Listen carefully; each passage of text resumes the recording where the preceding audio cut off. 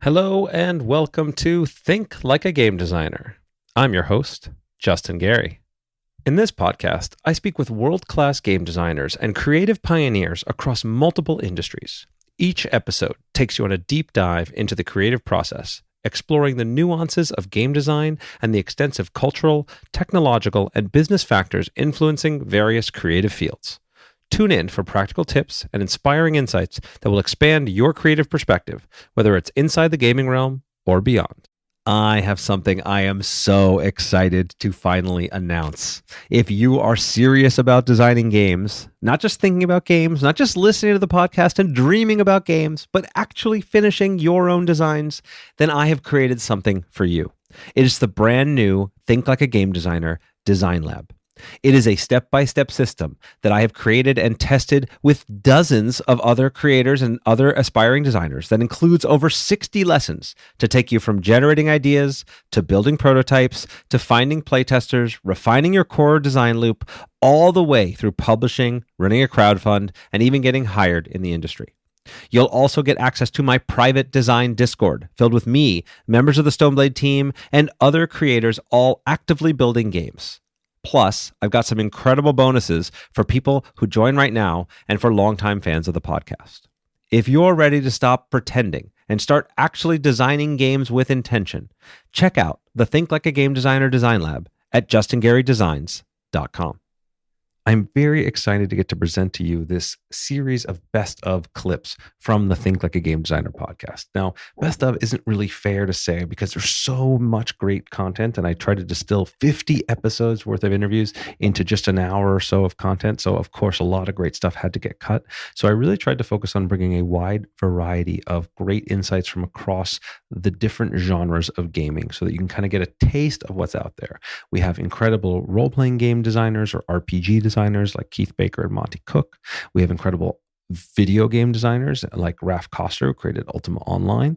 We have the best trading card game designers in the world with Richard Garfield, who created the trading card game genre, also referred to as TCG or CCG, and John Zinser, who founded AEG and created a Legend of the Five Rings, along with countless other traditional tabletop games. Elizabeth Hargrave, who created one of the most successful tabletop games with an incredibly unusual theme, and we talk about that process. And finally, Eric Lang, who is well known as having a wide variety of designs across the tabletop genre. So hopefully these insights are really powerful to you and spark your creativity, spark your excitement. There's tons more to dig into, but this is really meant to be kind of a survey introduction of all of the cool insights that all of these brilliant minds have been able to provide to me, and hopefully that you would enjoy them as much as I do. Imagine creating your own fantasy world and having it selected from a sea of thousands to be turned into a brand new Dungeons and Dragons universe. Here, we see lessons from Keith Baker, who did exactly that, creating one of the most popular worlds in Dungeons and Dragons, Eberron. Here, he talks about what it takes to create a genre like this and how he entered the fantasy search contest. And we also talk about what it takes to turn a fantasy world into a game and how his world evolved as he worked with the people from Dungeons and Dragons to bring his idea to life. So anybody out there that has game concepts or stories and worlds, learning how to merge those two, Keith is one of the experts at it, and you'll learn that from him now.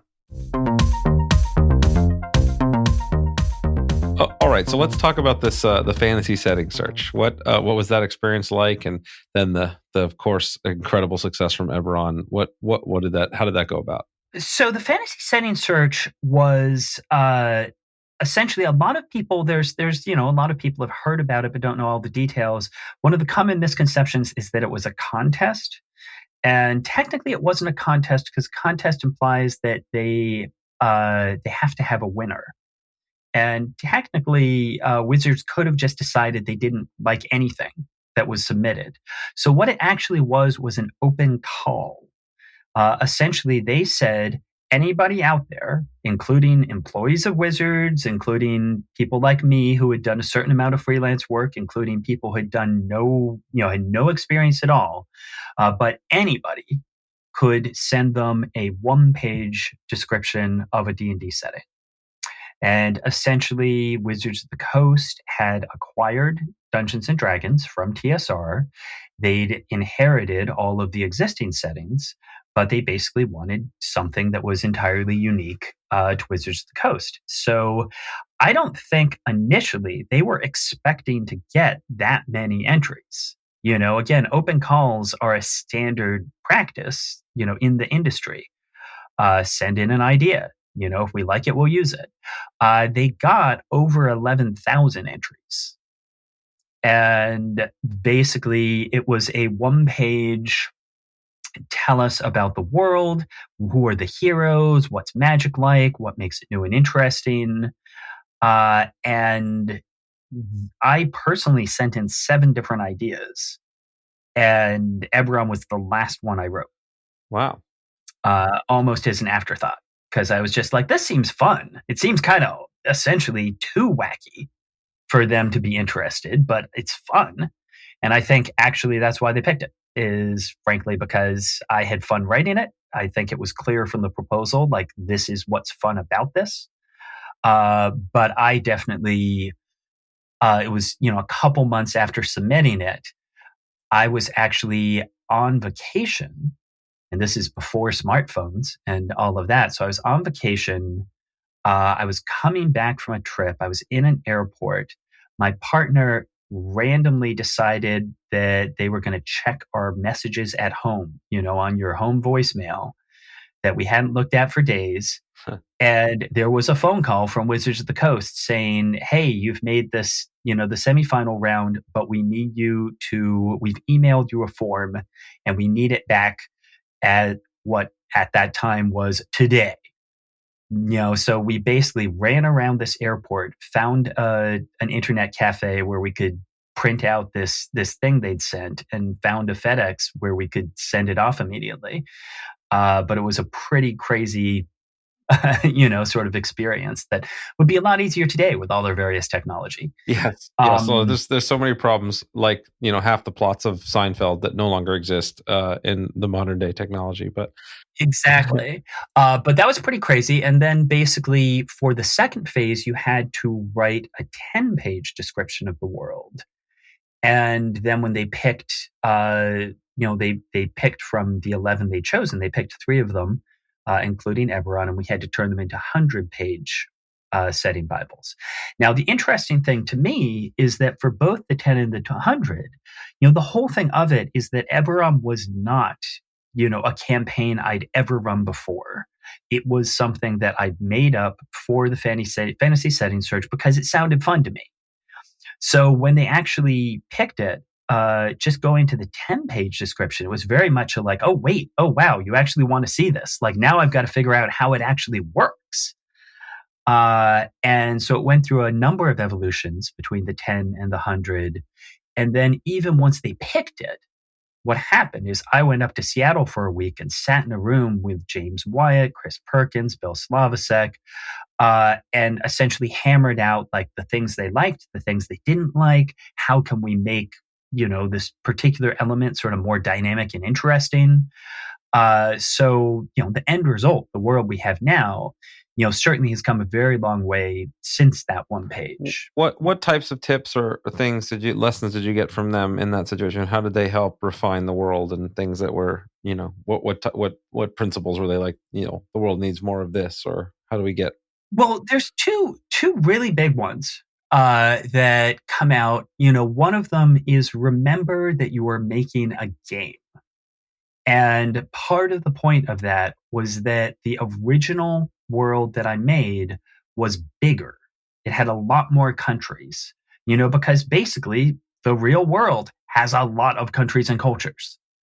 And so the original version of it was much more complex as a world. The problem is when you've got to describe this to the players and to the game master, you just only have so many words. There's only so many pages in a book. And we, frankly, even now, 15 years later, there's a lot of areas of Eberron that I still haven't had a chance to describe as deeply as I'd like. And again, I had twice as many, countries and cultures in that first draft. So part of it is you have to keep things somewhat simple. Sort of tons of details aren't necessarily good if there's so many details that no one person could really absorb them. The other thing about it was that in my original draft, essentially the tech level was higher. The whole idea of Eberron from the beginning was that this is a world in which magic is used instead of the sciences we use. And the original version was very much sort of a 1930s flavored sort of level of development. So you had basically people using wands instead of bows or crossbows. Basically they're using guns. They're just magic guns. You had sort of a lot more just sort of magical conveniences. And part of what they said there is the issue is that they thought it was cool, but they were also concerned that it wouldn't actually feel like D&D when you were playing it. That it was a little too almost science fiction, if you will. And I think that's a valuable lesson of essentially you have to, whatever you're doing, when you're working with an intellectual property, you have to think about the audience and the experience they expect. How are you sort of delivering, what sort of people are looking for? I think a big example to this to me is Star Wars games. If you look to a lot of Star Wars games out there, there are some that, are really good and some that I'm like, well, you've got Star Wars trappings, but I don't feel like this is a Star Wars experience. Knights of the Old Republic, the old computer game, is to me one of the classics. My favorite RPG of all time. So you got me sold. Exactly. It's fantastic. And part of what is amazing about that from a design perspective is even though it's set 1,000 years in the past, they aren't using any familiar characters. They aren't using the Empire. They have Jedi, but even though they don't have any of the actual concrete touchstones to work with, they understand what feels like a Star Wars adventure. Like this hits all the notes of what I want to be doing, becoming a Jedi, facing a big super weapon, all of these sort of notes are there. And essentially that's just what they were saying here, is that they liked the idea, but it was going too far afield from what was still the core experience of Dungeons and Dragons. And you still needed to have that. Otherwise it's just confusing to people. And what do you see as the core experience of Dungeons and Dragons? How would you define that? Well, basically, there's a lot of different aspects here. What I feel they were looking for from the core experience of Dungeons and Dragons is that you own the player's handbook and you don't want to tear out half the pages. So they were saying that basically this should be a world that includes dwarves and elves. It should be a world in which you have wizards, but you also have fighters who fight with swords and crossbows.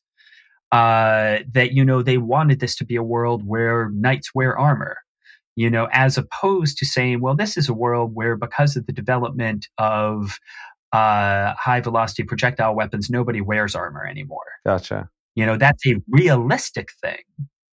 But we've moved away from just that image. If I say a party of adventurers in D&D, you're going to sort of fill in the blanks of, there'll be a big warrior with plate armor, and there'll be, a halfling rogue, and there'll be elf wizard. Yep. What Eberron did is it took a lot of those core ideas and tweaked them in interesting ways. We had elves, but we said, how do we make the elves different?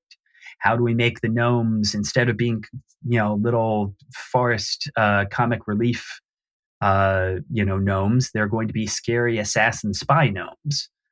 So we changed it up, but there was still a place for all those core elements. And like I said, we didn't completely change the, what a fighter looks like, if that makes any sense. Yeah, no, I think it's great. I mean, I'm a big believer in this, especially when you're talking about making games that last, right? And brands and stories that stand the test of time. You have to be true to the core of what it is. You need to know what that core is, and you can't. And if you deviate from that, you're going to lose your audience. And then you need to be willing to make disruptions around the edges, right? And give people something that shakes it up, or they're going to be bored and just getting the same thing over and over again. Exactly. And that by Yeah, and by giving them those little differences, that that contrast creates excitement and creates newness and creates that imagination flow. Like, oh, okay, well, what does this feel like now in this world? And I think that Right. finding that balance is something that a lot of people lose track of, and knowing that core principle. Here is the thing that makes D&D, or Star Wars, or these are the home bases that I'm going to stay around. Then I can run around Right. and play. I mean, basically, like three things that come to my mind in sort of creating a D&D world. One is just trying to get in 1 to 2 sentences. Can you describe to me what's cool about your world? And if you can't sum it down to, you've got me in an elevator for 10 seconds, tell me about your world. If it's too subtle, if it's too sort of vague, or if it's just, well, it's just a fantasy world, basically if it's either too complicated or if it's just not interesting, then you've got a problem. The next thing is about touchstones for people. So that's the point of elves and dwarves. A lot of people are like, do I have to have elves and dwarves? And of course you don't have to have elves and dwarves. But part of the reason too is if you're dealing with something like D&D, comes back to Star Wars, this is a big brand that a lot of people have broad expectations of. And the ability for someone just to say, it's D&D, I want to play a dwarf fighter. And you to be able to say, sure, okay, but now you're doing that. Let me tell you about the dwarves here. Let's draw you into the world because the dwarves aren't quite the same. But that's easier than me having to say, well, we don't have dwarves. What we have is a whole bunch of different races that are uplifted animals. And it's not that that's not a cool, interesting story. It's just going to take more investment from the player to get into it. And you've got to be prepared for that. So basically, do you have a core idea that is compelling and interesting and that you can sum up quickly? Does it have some sort of touchstones for people to latch onto? Even the uplifted animals. You can say, well, I like pugs. I'm going to play a pug fighter. That's at least a concept that's easy for people to grasp. And as you were saying, at the end of the day, is there something, that in the long term is going to keep people interested, be compelling? In this clip, we hear from Monty Cook, probably one of the most well-known names in the role-playing game designer genre, known best for his work in Dungeons & Dragons, working both at TSR and Wizards of the Coast, before founding his own company, Monty Cook Games, and releasing countless successful RPG books.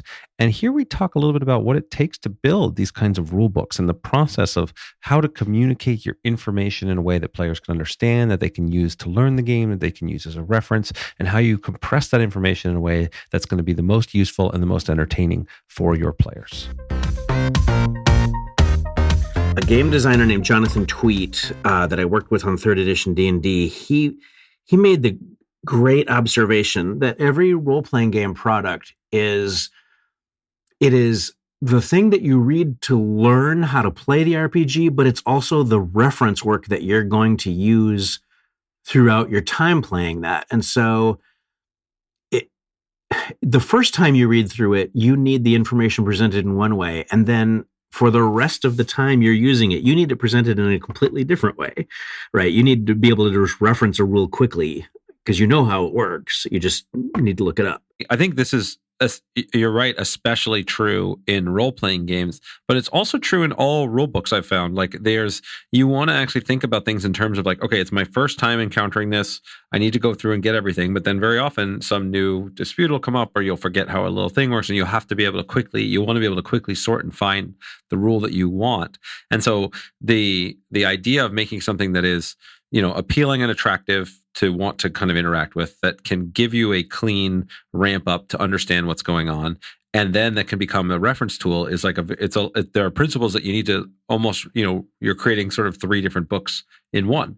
And that is not, it's not easy. As you said, it's not something that just, you could be like, yeah, well, I've done this enough times. It's no problem, right? I don't have quite the tier of experience that you do, but I've been writing rule books for 20 years now, and have found that same problem, and it's something you have to kind of keep trying to innovate more. Are there ways you can use graphics or illustrations to help bring things together? Is there areas where bringing in a story that kind of connects things together and creates some narrative hook, or changing the fonts so that the crunchier rules jump out at you, and if you're flipping through, or indexes, or there's a million different tools that are available, but understanding the principle of what you're trying to go for to be able to is one of the ways that you could reach these audiences, right? The person who just doesn't have time and needs to put something together, the person who really needs a lot of guidance, the person who's even the super creative that's easier to do, but that you want to give them something that's why they're going to come and join your world and play in your playground as opposed to any other one they could reach. Yeah. The word that I find myself using a lot nowadays is empathy, and by that I mean the ability to kind of put yourself into the place of the person who's reading your material or trying to use your material at the table, and figuring out what they need before they need it, right? It's a bit of a magic trick sometimes. And I think that, like, for example, one of the things that we did in D&D, in third edition D&D, was we decided that examples were really good teaching tools. And so every time we would present a new rule, it would start with an example, and that example would be italicized. And the reason for that was you would learn that, once you come back and you're referring to it, and you don't need to learn how it works, you just, need to quickly reference the rule. You can skip over the example. You can skip over the italicized and get straight to the, what's the bonus for this action or whatever. And that's pretty good. And your mention of graphics and fonts and everything, I mean, that's just such a huge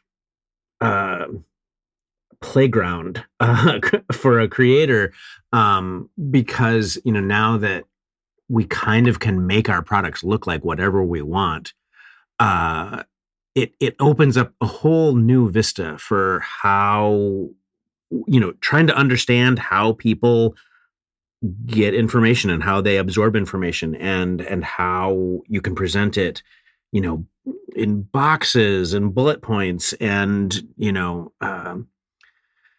old way of from 1970 whatever of doing a thing where you get a map that's on a piece of grid paper with numbers on it, and then a bunch of text that's keyed to those numbers. Like, just because that's the first way that it was done does not make it the best way. In fact, I'm going to argue it's not a good way at all to present role-playing game information. And so, just experimenting with that. I that's what I would really encourage people, if you are interested in getting into this hobby, is learn what people have done, but then think of ways that they haven't done it, right? That presenting the information of coming up with, the ideas for your games, like there's a lot of room to just really blaze a whole new trail. In this clip, we hear from Raph Koster. Raph is one of the first people to create a theory of game design, and his book, A Theory of Fun, was one of my first introductions to the subject. Raph has created incredible games like Ultima Online and Star Wars Galaxies, and in this clip, you actually get to see how he thinks about creating a game. We dig through his process for ideating, his process for note-taking, and you can watch him actually create a game live in the clip itself. And we talk about the value of constraints and the different modes of practice. And so it's a great kind of warm-up to the genre of game design and how many different creative aspects can come to life. So this opens up a pretty good topic of conversation when you talk about your prototyping process and what that looks like. What does your game design process look like, more broadly speaking, when you first start on a project, whether it's one that you're kind of initiating on your own or one that you're doing for hire or sort of as part of another team? What does that look like? Can we break that down a little bit? Yeah, it does depend a lot on the individual circumstance. I'll do the easy one first, which is if it's for someone else, usually there's some kind of a box that has been defined for me, right?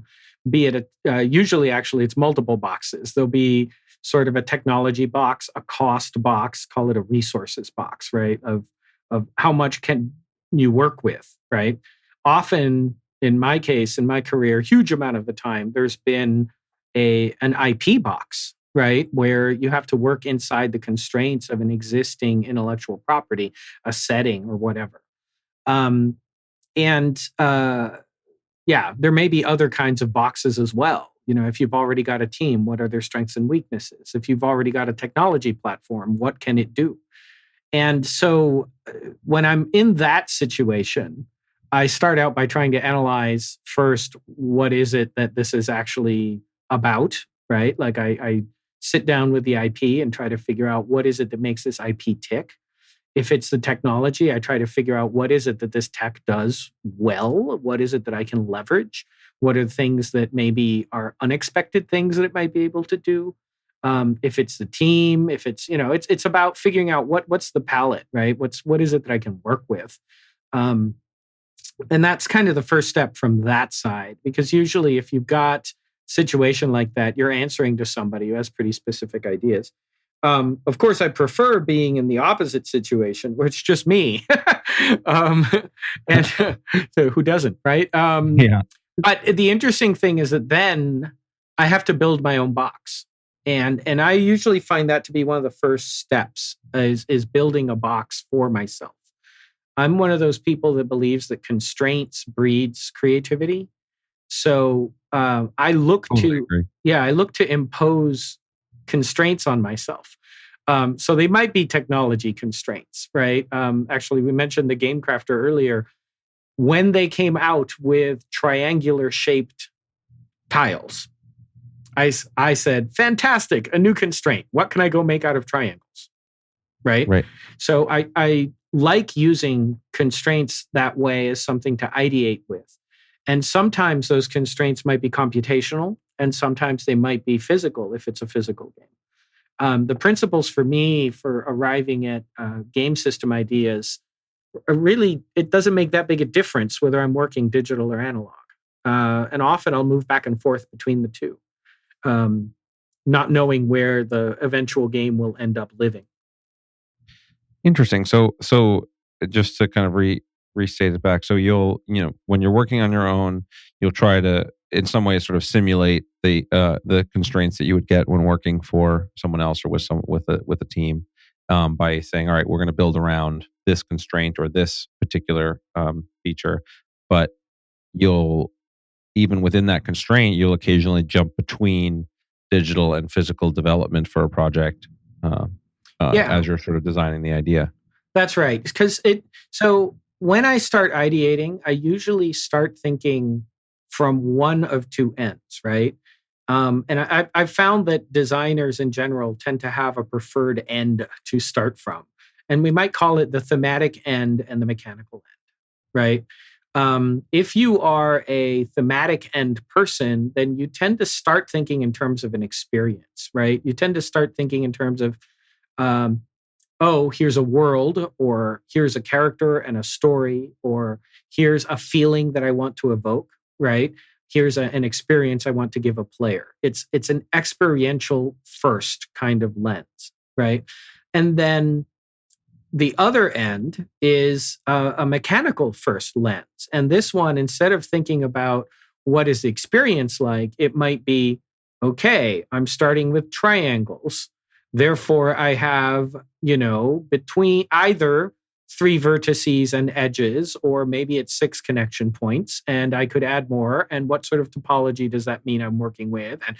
And so on, right? And they're very different ways of working and very different ways of approaching the problem. I find that in my board game work, unquestionably, I find myself biased towards the mechanical end. It's very, very unusual for me to start from the other end with the board games, actually. But in video games, it's pretty common that I start from the experiential end.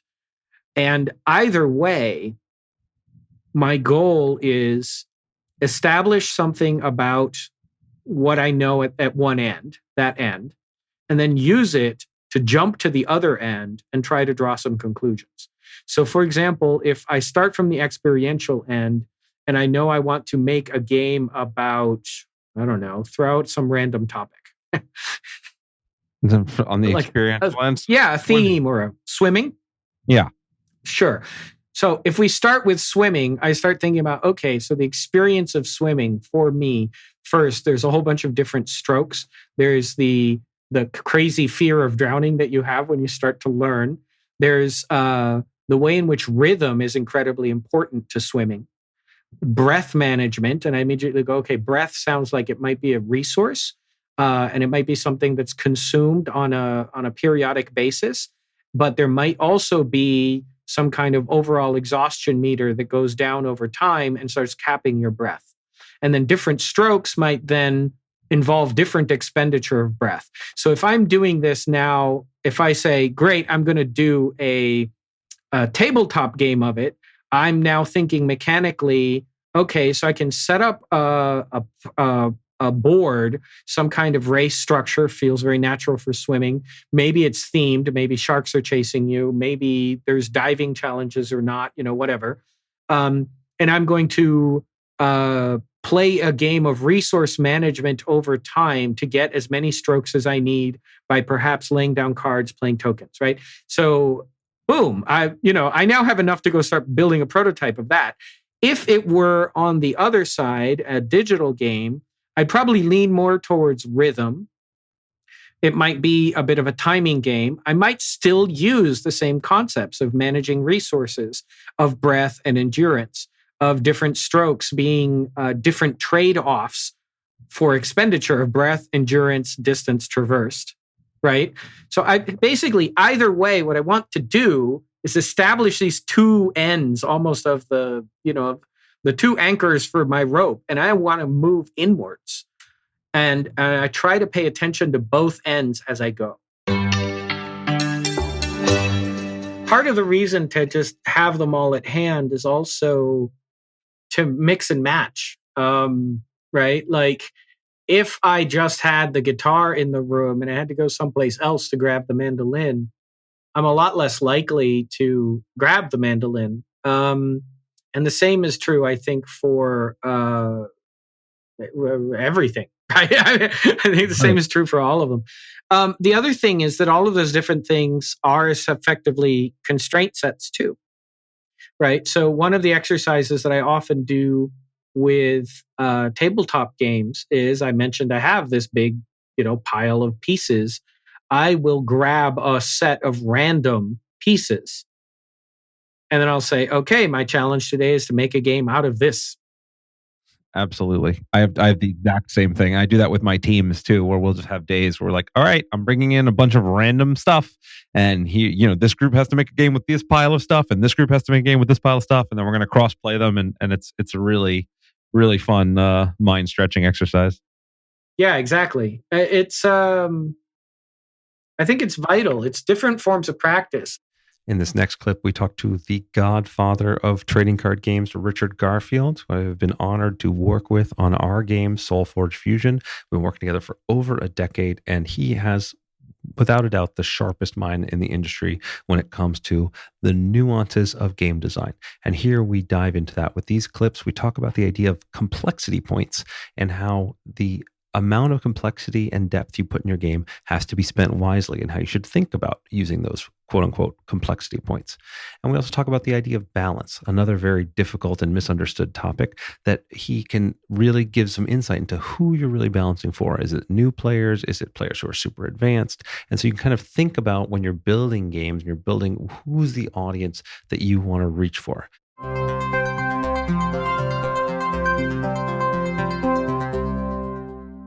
I just want to pause and underscore, because I think there was, you said not only a really important principle, but one that I think divides into two, which is there's the idea of complexity points, which I think is important for any designer. And actually, one of the most common mistakes I see in new game designers is they just try to throw way too much at the project, and it becomes too hard to grok everything that's happening and understand what's happening. And that's true regardless of even if you're innovating greatly or just have a lot happening within a game. And then there's the idea that innovation is great, but too much innovation is bad. That if you innovate too much, people can't relate to things that they know. They can't be able to get what's going on, and you can actually be too far ahead of the curve when you're designing. And so that you actually want to really focus on a core innovation or a limited subset that are related in a new project that will bring people along with you and then provide the foundation, like the building blocks we talked about earlier, to then build new things on top of that.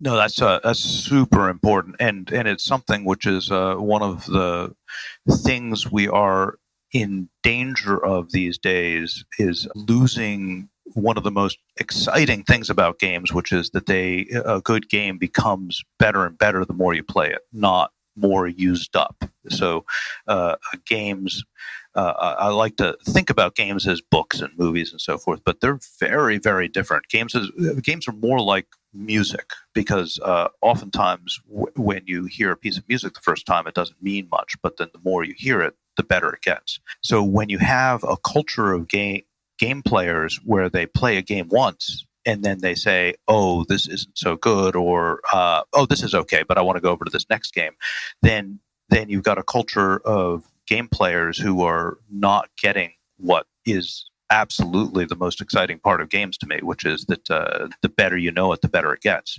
And so as a game designer, when you over innovate, what you're doing is you're making it so players can't bring as much expertise into the game, so they get into that exciting part where they really know the game all that much slower. And so that really costs you. Yeah, I think certainly a lot about game balance. So what people mean by game balance often changes also. People aren't consistent with what they're referring to when they talk about game balance. Oftentimes people will play a particular game and they'll say, oh, this game wasn't balanced. And what they are saying when you dig a little deeper is that they wanted to do a trading strategy, and the trading strategy wasn't as powerful as they thought it should be, so therefore it wasn't balanced.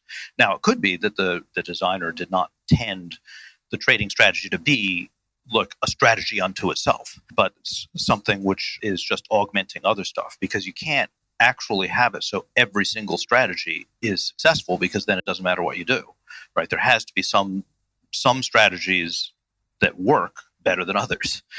So when you've got this person who criticizes based on the fact that what they tried to do didn't work, I mean, obviously that can also work because it's the first time they played. It's crazy how often people will say a game is unbalanced because in their first playthrough, something happened they didn't expect it, and they lost the game.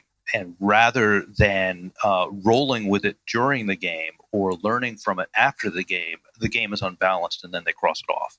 It kills me how often that is the reaction, because the thing which makes games wonderful to me is that they are so hard to predict and to understand, and that even no matter how good you are, you cannot get the nth degree into a reasonably deep game the first time you play it. I don't even try in my designs to do that, because I make the prototype and play it. I do not try to think about it the first time, because it's just 10 hours of thinking about something is worth 5 minutes of play. Yeah. Right. I sit down and play for 5 minutes, and I understand it a hell of a lot better, and then can sort of iterate from there. But something happened to me recently which got me rethinking some of my thoughts on balance, which was that I was watching a Dice Tower review of the game Tapestry. And Tom Vassell liked the game and talked about all the exciting things in it. One of the things that he was still on the fence about was balance. Some of the aspects of balance, he said, weren't balanced, but you had some ways to address them in the game. And other aspects he couldn't tell because he hadn't played it long enough, which are reasonable things. But I found myself listening to that and getting excited by the fact that it might not be balanced or as balanced as is expected these days. And I think these days a lot of designers overbalance their games. They really try to take such strong control over the player experience they remove a lot of these things which I like to explore in games.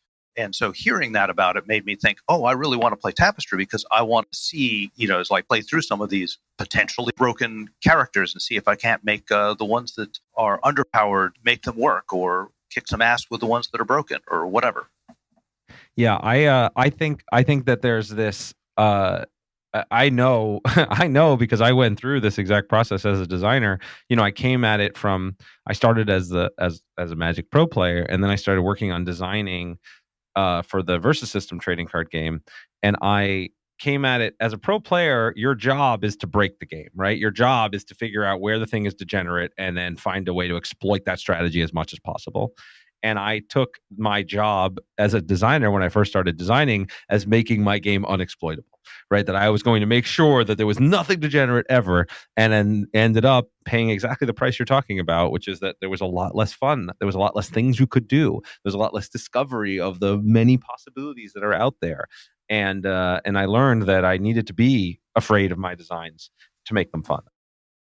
In this next clip, we hear from John Zinser. John was one of the founders of AEG, the Alderac Entertainment Group, and one of the creators of the Legend of the Five Rings CCG, or collectible card game.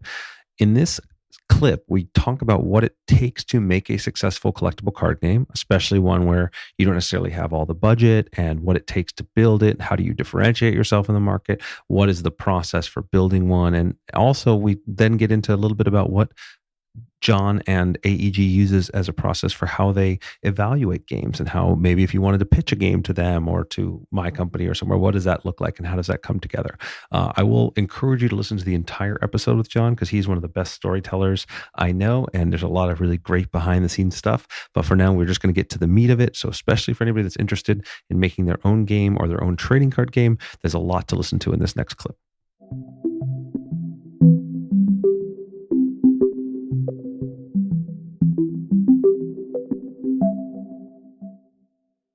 So we left that Gen Con, and then we formulated a plan to create Legend of the Five Rings. The original meeting where we got the few people that were part of AEG and Ryan's partners up in Seattle, where we brainstormed what we would do. We ended up with make a cowboy game, make a pirate game, and make a samurai game up on the board. When we said, let's make a game about samurai, we had a couple of people working for me at the time who were just, samurai nuts. And so that was the game that we were going to do. And most of the people working at AEG Shadis had a role-playing game background. So telling a story with the card game was something we were always going to do. The plan was we would tell this cool story, and then we would, and you would get the chapters as expansions that we released. Was the idea of having tournaments and players evolving the story in there from the beginning, or was it something that came later? That was not. So that was the fact that we knew that we were going to tell the story was always there. But then we sat down and said, how are we going to get people to, engage with this game? We can't compete with the games that are giving away money. We just don't have the budget to do that. And, as sort of a marketing thing, we decided that it was going to be an interactive storyline. And we thought that it would be a few small interactive storyline points that we would let players make decisions with at events. And when we put that into our advertising and announced it, it just sort of took off. And we had no money. We started doing this CCG, and then, as you know, CCGs are expensive. Yeah, they're very expensive. That was going to be my follow-up question. How do you start doing a TCG with no money? Because I get people all the time that tell me that they want, they're just starting in game design. They're like, I got this TCG, I want to make it. I'm like, okay, well, that's a big budget project to start with. How were you handling it? So we had cash flow from AEG. And then Ryan and I both got our parents to invest in Five Rings Publishing Group to help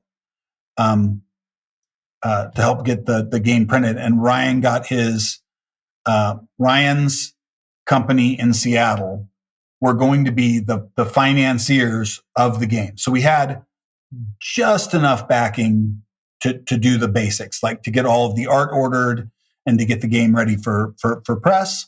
Yeah, no, I want to just sort of highlight a few of the things because, the idea of sort of picking a theme that you guys were passionate about, right? Samurai, focusing on a way to differentiate yourself, which is sort of, we're going to tell a great story, right? I mean, Magic is great and it's got a flavorful world, but especially at the beginning, it was more of a open-ended world with a lot of characters and you tell your own story. And here you guys were focusing on this communal storytelling in a very public way.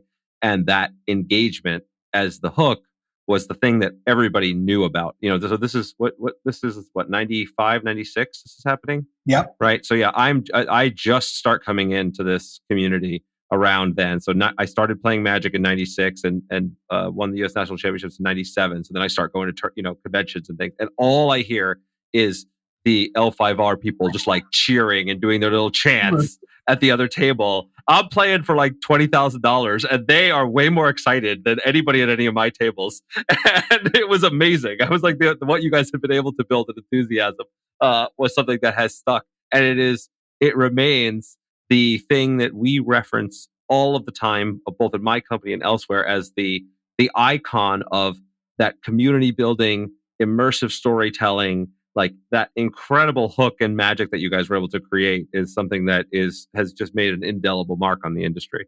And so the fact that you were able to do it with, borrowing money from your parents and, just kind of hoping for the best as you were building this thing out is amazing. Well, the funny thing is that when we finally, so we did Peter, I was friends with Peter Atkinson, but friendly with Peter. And we asked Peter, for like his one piece of advice if we were going to do a collectible trading card game. And his piece of advice was print a practice sheet. Print a practice sheet, learn that process. You'll save yourself a whole bunch of headaches and a whole bunch of money. So we built, we basically built one practice sheet that had a demo deck on it and some promo cards. And we printed that. And so prior to the game releasing, we had these demo decks, and we were handing out demo decks to people, and we were running demos of the game and teaching people how to play the game, which was. And this is before you don't actually have the main game printed at all. You're just demoing just to build buzz. Yes, it was really all we could do at that point, because we got one of the copies of Scry in 95 to the offices. And I opened that thing up, and the Shadow Fist 4-panel ad fell off of that cover, right? Like they had that girl that was flying through the air. Mm-hmm. And, you opened up this magazine, and I was like, that's a $10,000 ad. Like, that's nuts. We can't compete with that. Yeah. And so we can't compete with that. There's absolutely no way. And we were very dejected at that point. We thought, wow, we are likely in over our head. But we were so far in, we had to stay in. So our only play was to demo the game. And so we demoed like crazy. And then when we finally released it, we had people come by the booth and learn how to play. And they would say, can I play some more? And we would be like, well, if you put on this AEG shirt and teach people how to play, you can stay at the booth and play. And so that is the magic. That is the magic moment. That's exactly the thing, right? Like when you get that point where you show the game to somebody and they just want to keep playing and will start sharing that with somebody else, that's when you know you've got something. And a collectible trading card game, it is everything. Yeah. Everything. Yeah. Yep.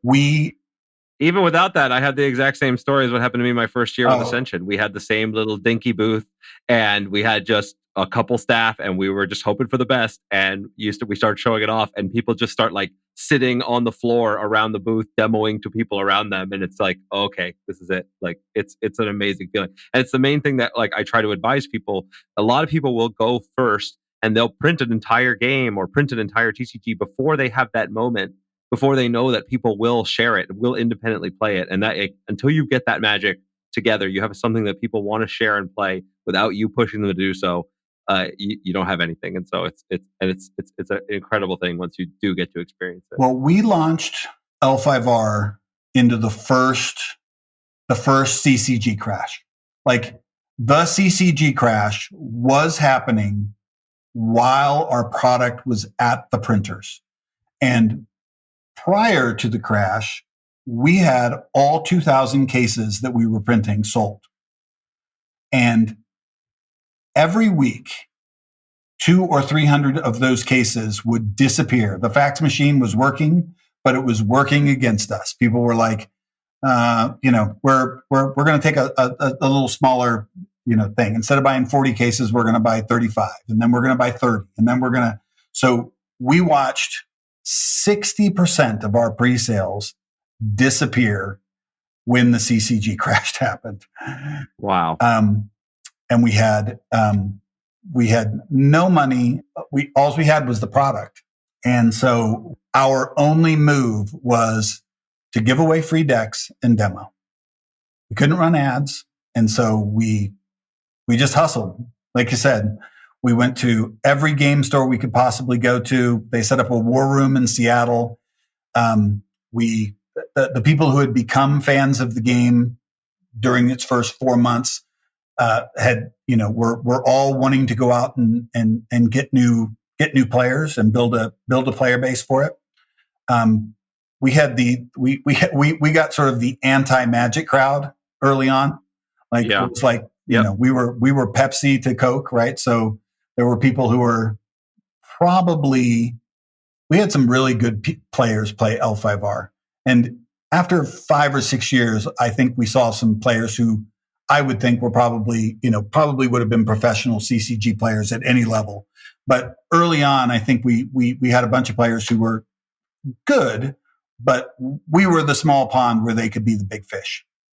Right. They can't be at the top of the Magic pile, so they'll jump to this, and they could be at the top of this pile, and then that makes them more excited. Absolutely. And then grow the community. Yep. So, and these are all just examples, though, that just again to highlight the universal principles here of like turning weaknesses into strengths.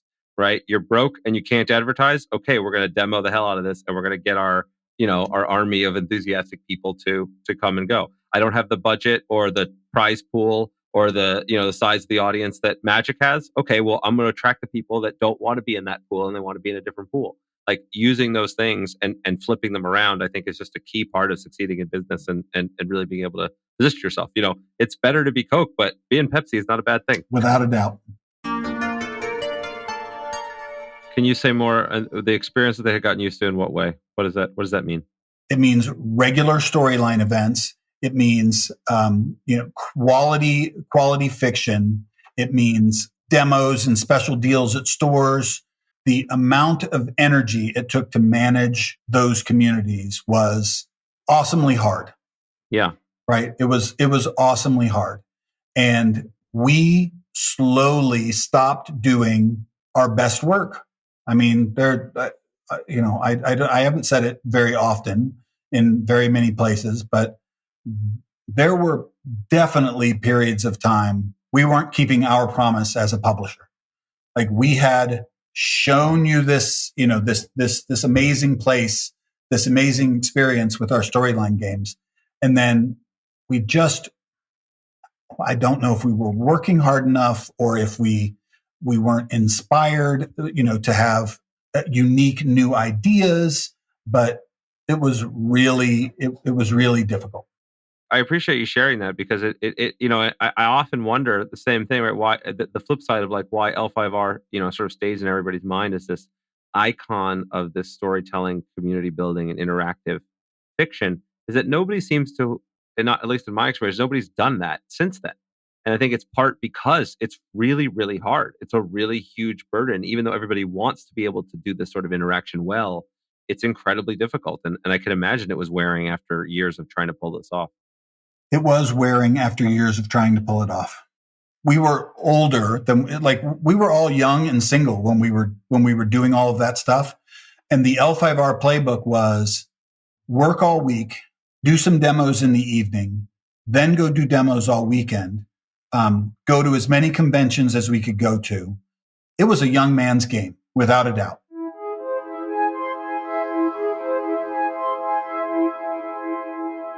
What is it like, the process for being able to take in pitches and how you run that through your company, or the other way around if you'd like, and what makes a good pitch and what makes those things successful? Okay. So I think that you will agree with me that one of the hardest things to do once you are a game company is to play your games. It still feels, after 28 years of doing this, like I am screwing around when I am playing games.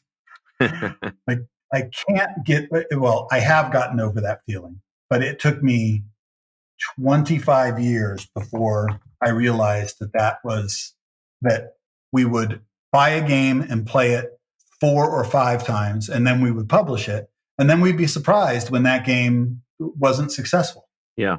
Right. Like it was literally just a product that we put out.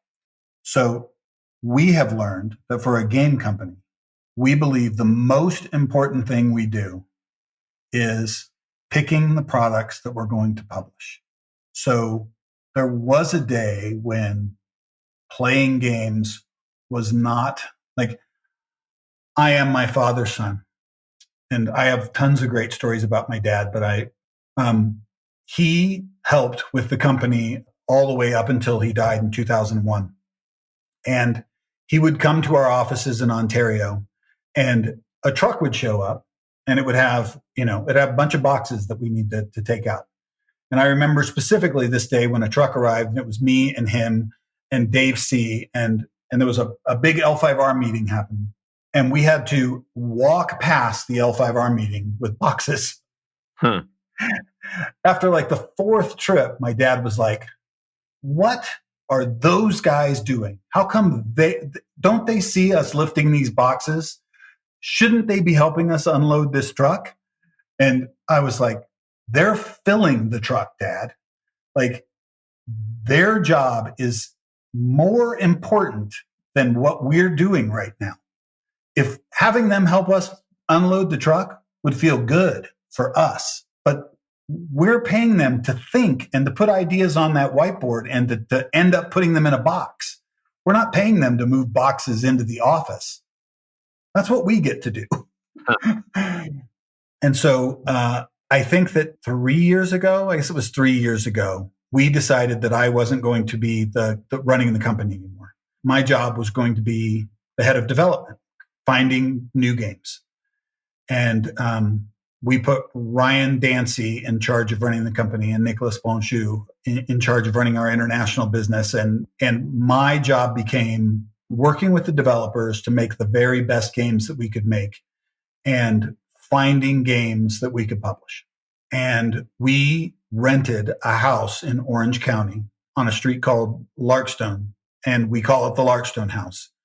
And it is basically just, the rule is no business in this house, just gameplay. So we would just show up every day and play games. We would invite designers to, when we would sign a game or we wanted to sign a game, we would invite designers to come down and stay at the Larkstone House, and we would wine and dine them, and we would play games for 2, 3, 4, 5 days that they were in town. And what we found was not having the gameplay happen where an environment where work was the most important, having it happen in a place where play was the most important, and then most importantly, having almost everyone that was interacting staying under that same roof. We have had so many inspirational conversations over a bowl of Cheerios in that house in the 2 years that it was operating. It was unbelievable. Sounds amazing. What a great process. I mean, being able to, learn that lesson of separating, creating that separate space for creative work, valuing the creative part of the process, being able to, actively, work with designers and cultivate that, both fun and effective for actually building things that are that are going to be great and they're going to be worth doing all the business side stuff for. Yep. And it makes the business side that much easier. We have a great salesperson. We have a great marketing team. They have figured out how to sell a good number of copies of a decent game, of a good game. But selling a great game is just easier, right? Like instead of selling, you're allocating. Instead of desperately needing to convince people that they need to buy a game, you're informing people about the availability and how good the game is. The whole company's workload shifts to being easier when you're selling great games. And so, I feel like in the last few years, we have really leveled up our game, and the number of winners that we're publishing is much higher. The biggest decision that we made, Justin, was that we said that we were just going to make fewer games. We still develop about the same number of games, but we don't publish them. Our goal is to be making one game a year, which is nuts, right? Like, but we want to be so good at picking that one game a year that we're making Ticket to Rides, not monkey laps. Right. Yeah, it's such a hard decision to be able to make it, right? You're like, well, okay, so here's how we're going to make our business better. We're going to release less product. Like, that's that. There has to have been some pushback as you were internally to be like, wait a minute, what? But releasing and spending the time to make something good is worth it, and it's also just a more fulfilling way to run the business too. Even if sometimes you're like, oh, I wish I could do more, but being able to do something great is more than a 10x over doing something good. Absolutely, I agree with that. So, as far as pitching games to game companies and pitching them to AEG, I have a tendency to get long-winded about my stories, right? So, I believe that most game companies are not super focused on looking at all of the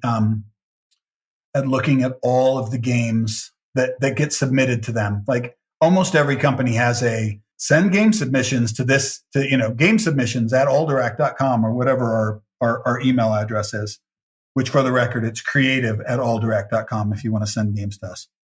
If a lot of those, they're at game companies and at AEG for a long time, nobody was spending the time to sift through all of those games to figure out which games we should actually take a look at. Well, and to be fair, it's a lot of work, and most game submissions are terrible. So it is not. It takes real effort to sort through them and find the good ones that can be cultivated into something great. Yeah, I believe in you got to kiss a lot of frogs to find a princess, right? Like that's how we do business. I would say I send probably 40 or 50 rejection letters a month out to people. And we only bring in 2 to 4 new games a year for development. But I can tell you that we look at all the sell sheets that come in and we contact designers who have interesting ideas. I can tell you the things that we look at that sort of that stand out for us with sell sheets. So sell sheets and those little 3-minute videos are the first way to reach most game companies now, right? Yep. For us, we get a lot of pitches from designers of, this is a game about fantasy fighting and going into dungeons and doing X, Y, and Z. Nowhere in the pitch or on the sell sheet is the elevator pitch. What makes your game unique and different or better than something that's on the market now? Like, yep. The chances of a game designer discovering the next deck building, very slim. I don't think we get any pitches from designers that are like, this is a totally new mechanic. Right? Like that just doesn't happen. So right. What we're looking for is, what is the hook that is going to make somebody want to buy your game, play your game? right? Like, what's the hook that's going to make us want to play your game?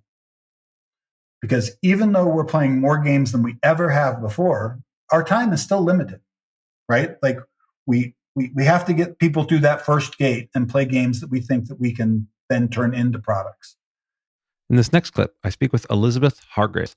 Elizabeth is probably most well known for designing the hit game Wingspan, and she has a lot of great insights into how do you pitch a game. This is her first game, and it was the winner of the 2019 Kinderspiel des Jahres, a very important and prestigious award. We talk about how you can make good pitches, talking about the importance of marrying your theme to a game and how to think about your theme and how to think about who you want to pitch to, depending upon your theme. Right? I never would have guessed that a theme about bird watching would be as successful as it is. And so she really breaks the mold and lets you see that things you're really passionate about that have a large audience out there can be the source of inspiration for your games. And so being able to bring that in and how you can present those ideas, Elizabeth is one of the best people in the world to talk about this. So I've cut out that clip here for you to listen to.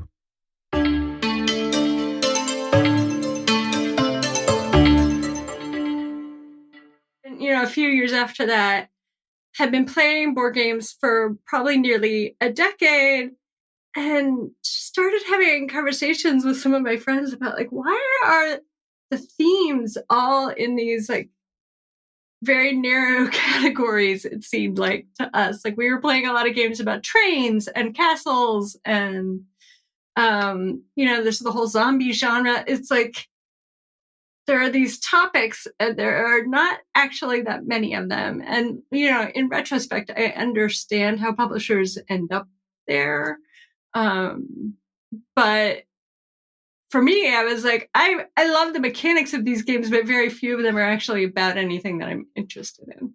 Right. Yeah. And so there's a couple of things to break apart here. One is I actually use you and Wingspan as an example almost every time I talk about game design, because the theme and the passion that you have for it comes across so powerfully in the game design. But if you had pitched to me, I'm gonna make a game about birds and people are gonna love it, I don't think I would have had the foresight to see that was going to be a success. And because I'm by default the cliche of, oh yeah, I want wizards and dragons and spaceships, and so it really opened my eyes to like, no, we not only is it powerful as a way to kind of market a game and prevent and bring in new audiences, but it's powerful as a lesson, I think, and let me know how you feel about this, that it's powerful as a lesson of, like, if you're really passionate about something, you can bring that to bear in a way that's going to be compelling for other people and it's going to resonate with other people. So like, no matter what it is that your particular interest is, that it's really worth exploring that and the things that you're curious about and bringing them to your designs. Yeah. I mean, I think it helps that birding is a super popular activity and interest of people, more than I think a lot of people realize. But so that created like this whole secondary market outside of the games world. Right. And then there was like this niche of people who were already both gamers and birders who kind of lost their minds over the concept of a game about birds. Right. And I think that helps too, like having that core set of people that like, oh my God, this is the one game in the world that is like for them. Right. They become your super fans. But so, I definitely had to do a lot of research and sort of think very carefully about which publishers to pitch to. Right. Yeah. And so that I'm actually interested, because what I hear from that, not only is this research on publishers, but research on market. Was that a part of your decision? Did you think through like, yeah, there are, millions of bird watchers and a lot of them play games, and so I think this is a good market? Was that part of your decision when you started making the game? I mean, sort of on an intuitive level, it wasn't like as explicit as the way you just said it. All right, so there's X of these, and Y percentage will carry the two, and yeah. Okay, I think that's it's interesting, and so I'll give a sort of case study of maybe the opposite. I got hired to do a game for the skateboarding as a trading card game several years ago called Superheat, and we ended up doing doing a thing with the X Games and doing things with all this. And there's a lot of people that love skateboarding, and there's a lot of people that love card games, but the overlap was not as great as a lot as we would have hoped. And so that blend of skateboarder that wants to play a trading card game did not seem to pan out in the same way as much as bird watchers who like board games. So there's an interesting this idea of the overlap between the categories is I think a worthwhile one to think about when you're, what genre do you want to bring into board games or whatever your designs are. Right. And intuitively to me, my reaction to that is sort of like the things that people love about skateboarding are sort of the adrenaline of it and the skill and the physicality of it. And that's going to be hard to bring out in a card game. Right. Whereas birding for so many people is about looking at beautiful things, collecting your list of birds that you've seen. Like it just aligns with sort of this tableau builder that's got the bird art and the collecting the cards. That's great. Yeah. So that really, because when I think about the right way, I mean, we could riff on this for a little while, because I think about the right way when you're taking a theme and bringing it into a game, right? Anytime you're going to the games are the way that we kind of simplify and provide structure to things that are in the world that tend to be more complicated and have lots of things going on, and distill it down to its essence. And so when you brought up for Wingspan and for birding, right, a lot of the essence of it is looking at beautiful things, collecting things, being able to sort of categorize them. And that is exactly the kinds of stuff that you're doing in Wingspan, which I think is fantastic.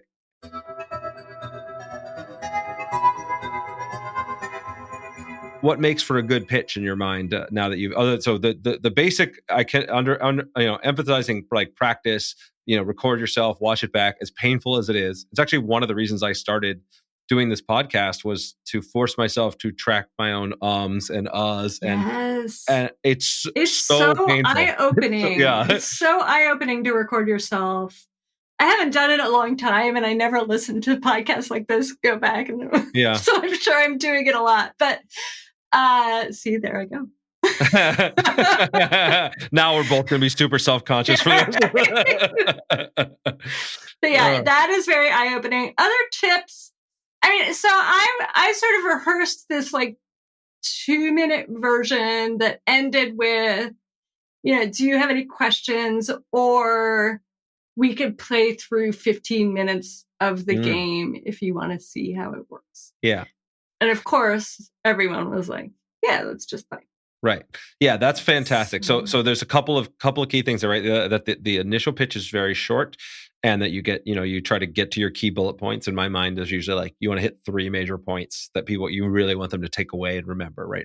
Too much more than that, people just don't remember. So what are you hammering home? What's important? And this is a really hard and an important thing for people to do, because again, in your game, in your mind, you have all these ideas, all the details of it. You want to tell them everything about what's so awesome. And that's a mistake. You just need to kind of get the highlights, and then you offer them that opportunity to play, and you bracketed it, right? You bracketed it to, let's try 15 minutes. That's what you get, because that's doable, right? That's if I'm at a convention as a publisher and I'm there and I'm waiting, and okay, 15 minutes is not a scary amount, but this game takes an hour to play or 2 hours to play or whatever, bigger games, like people don't have that kind of time. And knowing that you've thought through that and saying, here's a 15-minute experience that will give you the information you need, is also great. So these are all like great. And you got to make sure too that your prototype is like in the box in the way that like you can whip it out and start playing almost immediately, and that you've stacked the decks so different kinds of cards are going to come out so that they'll see sort of what's in, how it works. Yes. And just making it as smooth as possible all the way through. Yeah.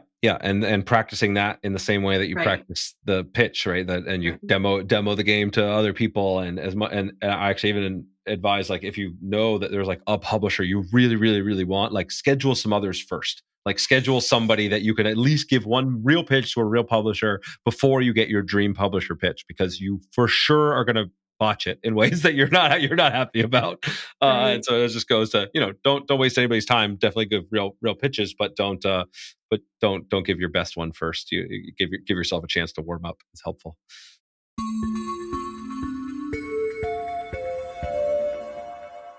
Yeah, and one of the other things that I'm remembering that I think helped me through this process was, not long before I went to Gen Con, I heard a talk by a woman who published a book called Go for No, which is a very marketing oriented, like, I don't think people need to go out and read this book, but the concept that she pitches to marketing people who are doing like sales calls type marketing is like, you just have to push yourself through a certain number of contacts to get to a certain number of yeses, right?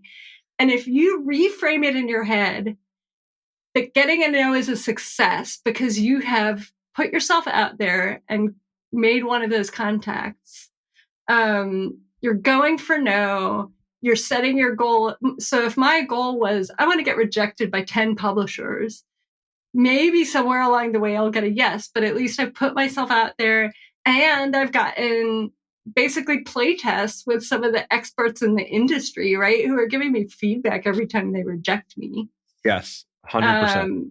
You don't have to be afraid of the rejection at the same level that I think many people are afraid of it. Like, even an interaction that results in not getting your game design, it has the potential to move forward. Yes. Oh, that is such gold. I think if you could just like give that advice, like your goal is get rejected by 10 publishers, and that's like, you actually just framed it that way when you started trying to sell your game, I think it would be, people would come out with so much better. There was some study, I forget what it was, I heard it from Brene Brown, who's the the sort of shame researcher, and she talked about it in one of her books, where it's, there was one group that was trying to do an art project where they were like, you're getting graded on your 3 best pieces, right? And you have to do whatever your 3 best pieces are, we're going to grade those, and that's it. And the other one was, we just do as many as you can. Like, it doesn't matter, we just want all, you just put as many of these things in, and then at the end they found out which ones, the independent judges figured out which ones were the best, and the people that were just putting out as many as they could all did better, and they had higher quality end results than the people who were just trying to make 3 great pieces. And so this idea of like putting things out there, getting feedback, having more reps in, right? It's true in playtesting, it's true in pitching, it's true in all of these kind of print creative projects. And that the hardest thing that you already underlined, the hardest thing is that emotional rejection, the fear of rejection, the fear of not being good enough, that putting yourself out there and putting your baby on the line and like having someone tell you it's ugly and having to come back home and fix it. And so I just think it's such wonderful lessons to reinforce for people. So thank you for sharing that. In this next clip, we hear from Eric Lang. Eric is a prolific designer who has made a dozen or more different games that I absolutely love, including Game of Thrones card game, Blood Rage, Rising Sun, Star Wars the card game. He's worked with tons of huge brands, including silly ones like Dilbert and working with Exploding Kittens, as well as lots of serious, heavy-hitting games. And his insights span the entire genre. We talk about his process for engine design, and that's kind of the core part of what makes a game hum. We talk about how his music background informs game design. We talk about his play testing processes, which are a little bit unorthodox and was certainly intriguing to me. And we talk about the importance of matching theme to gameplay, how you can make things more cohesive by cutting things out. And we even talk about the logistics of running a Kickstarter, because I know a lot of people out there think about crowdfunding and creating their own campaigns. We've done that several times, and Eric has a lot of great insight on it. Some of his games have raised millions and millions of dollars on Kickstarter. So there's a lot of great insight here. So I encourage you not only to listen to this clip, but of course, there's a lot more in the main episode with Eric Lang. I'd love to just dig in a little more and like, how do you approach, a project like that, and what goes into your engine design process? Sure. Well, so each one is a very unique and different story. And I guess the biggest common thread you'll find here is that what the thing that motivates me is newness. So I never approach any project the same way twice, and I never approach any project going, oh, okay, this is how I'm going to solve the following problems. Usually the common thread is I look for new problems that I haven't solved before, or that excite me, or that frighten me, more likely that, and just sort of play in that crazy space, right? So, and that's the mechanics driven approach. Yeah, no, I love, and heading face first towards the things that frighten you is a wonderful philosophy for an artist as a general rule. So I love that in general. Now, I'd love to see how that played out in a few of the specific examples. Sure. So I guess Game of Thrones it was my first published CCG, but of course it was my, I don't know, 18th design or something like that. So that game was a super interesting process. So what happened was, everything about that game came up from necessity, and it literally is the most punk rock project I think I've ever put together. Because Fantasy Flight at the time was a board game company, and they had 10 employees, of which I was one of them. I was a consultant who was sort of a de facto employee. Nobody at the company had any experience with trading card games, even though they'd done Discourse at the time. The charm of that game was their inexperience with the format. So I was the only person at the company that had experience with collectible card games. They actually hired me to develop a card game designed by Reiner Knizia, which has now become Scarab Lords. So my first day on the job was to look at this game, and analyze it, and then have to go back and report to them. This is a very nice, mathematically well-balanced game. It's a terrible CCG for the following reasons. So my second day on the job was to write a letter to Reiner Knizia saying, so I'm a new guy on the job. You've never heard about me, but I'm rejecting your game. Sorry. Amazing. That was fun. But yeah. So the way that schedules, of course, for medium-sized publishers at that time, right? They were so cash flow driven that you have to meet your release. You have to, period. So they were like, well, we need a collectible card game for Gen Con. So the CEO, Chris Peterson, actually asked me if I was interested in doing a Game of Thrones collectible card game. Of course, at the time, I was reading Storm of Swords, which had just come out, the third book in the series, which had just come out a couple weeks ago. So my answer to that was to run back to his office and grab a copy of the book, slam it on the desk, and go, hell yes. He said, great. So why don't you show me a basic engine for the game tomorrow? Tomorrow? So that's there's a common thread here. This happens to me a lot. So design a TCG engine by tomorrow? Well, right. Now, when we say design a TCG engine, right, we mean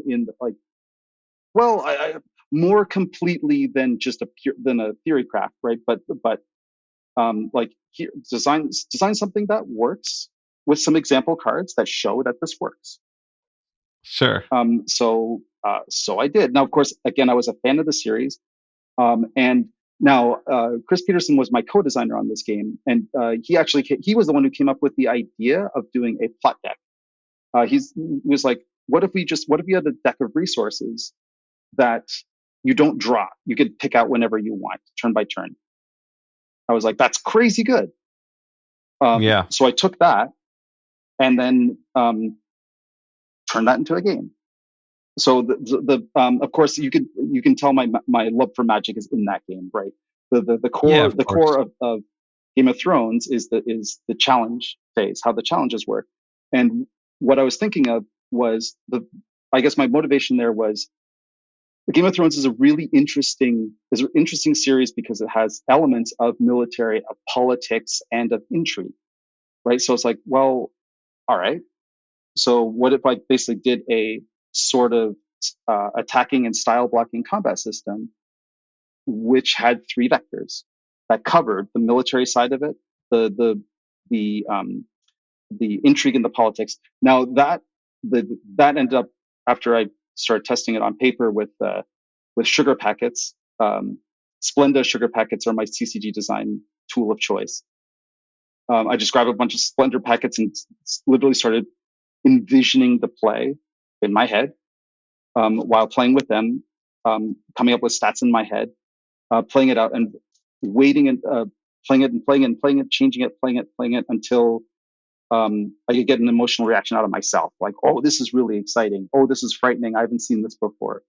So I came back the next day with that basic challenge system and the dominance phase. We're like, oh, by the way, anything that you keep standing outside of challenges will also get you the victory points at the end of the game. Now, of course, at the time, I was also a disciple of Euro games at the time. Settlers Catan and Carcassonne had just come out, and a whole bunch of Euro games from Rio Grande Games. So I love those mechanics-driven, really elegant, simple, victory point-driven games. I was sort of inspired by that to go, instead of making a game about decimating your opponent, to make a game about collecting points for yourself, for your house. It made thematic sense, and it felt a little different. Yeah, and just to go dig a little bit into it, because Sure. this game's been around a long time, but some people may not be aware. So that each of the phases of combat, if you won that style, then you would get a different type of bonus that would all interact in some way, right? So That's right. And that I just found that to be such a fascinating, where you could theoretically ignore one or even two of those channels if you wanted to, but you were going to be at this huge disadvantage, and so you would have to sort of decide what your strategy was going to be. It was just such a fascinating execution to make story wise make sense, right? You don't want the sort of Littlefinger or the Spy Master to be like swinging a sword and fighting against Jon Snow, but Right. on the other hand, they have their own way of winning victories, and so that I just thought was really, both story wise, a huge hit, and then created all these obvious and interesting mechanical plays. So it was really stuck with me for all these years.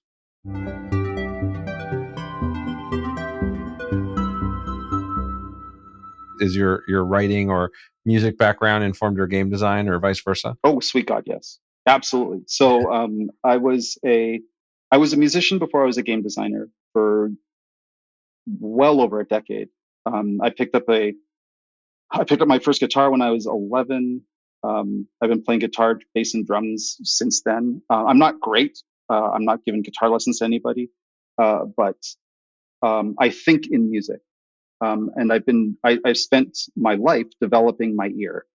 And the most cogent analyses I can come up with in gaming when I'm situationally describing game design, I always fall back on music. And so I throw a lot of crazy analogies in there, right? So I was just talking to a friend of mine, one of my oldest friends, Kevin Wilson, recently, who he and I talk about game design all the time. And there was a point when I remember I told him, like, I always thought I was prog rock, but I'm really a punk rocker who got into prog for like 10 years and then decided he wanted to be punk again. But you can't take the prog out of you.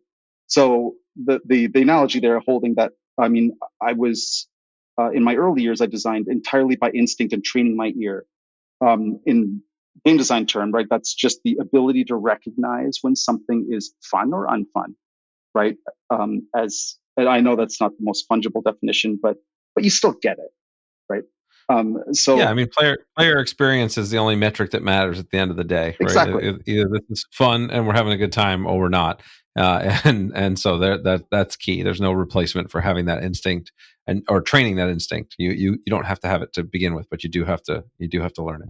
Exactly right, right. And so there's a level of empathy that goes along with an essential level of empathy that goes along with both game design and music, which are related as well, right? So when you're a musician, you're out performing. What you're performing for. I mean, yes, you may think you're going out there to perform flawlessly. You may think you're going out there to jam with your friends, and those are essential components. But you're there to share energy with your fans, right? And you need a degree of empathy to read the room, to adjust your playing, to adjust your performance, in order to make the fans happy. That needs to be an essential part of your motivation, your character. I feel the same way about game design, right? When you're designing and when you're playtesting, which are the same as far as I'm concerned, you are spending your time reading the room and adjusting. I don't put a lot of taxonomy behind it, but I use mostly the same skills while in playtesting that I did when I was performing. And so that is just sort of that awareness of the energy, the feeling in the room, the reactions, and then absolutely and then also just relying instinctually on what it is that caused those and how you might adjust it to modify and get to where you want to go. Absolutely. So I was the God, I'm going to sound like a hipster here.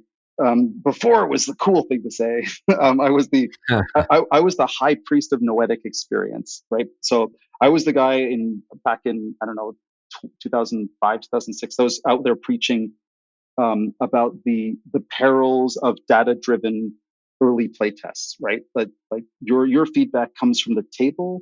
Your feedback comes non-verbally and through observation, not through postmortem. And especially in gamers, more so in gaming than it does in music.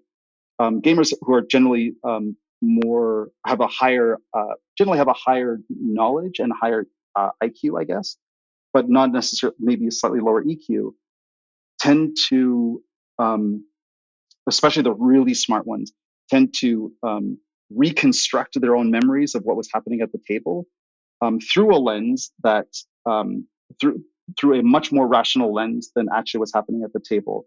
So that I mean, I'm not like I'm telling you anything you don't know, but like you sit there at the table. The classic example: you're sitting there playtesting at the table, and somebody is obviously struggling with part of your core game loop. They're just completely struggling. They don't know what to do. They don't know what the next step is. They always have to be reminded. They always have to ask.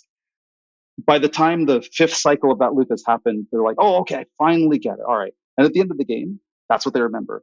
And if you ask for feedback, if that's what you're taking, they'll say, oh, yeah, I got it. It was easy. Yeah. Right. And without, especially, with social norms being what they are, and especially if they're playing with friends, it's even worse. So I got to the point where I took it to the almost extreme and said, like, nope, you watch the table, you read the table. Ideally, you're not even there.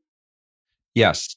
If you can have that sort of for a couple of games I've worked on, I've been fortunate to be able to have that one-way mirror playtests where I can literally watch them react and not have them see me. It's amazing, but very rare that you actually get to pull that off.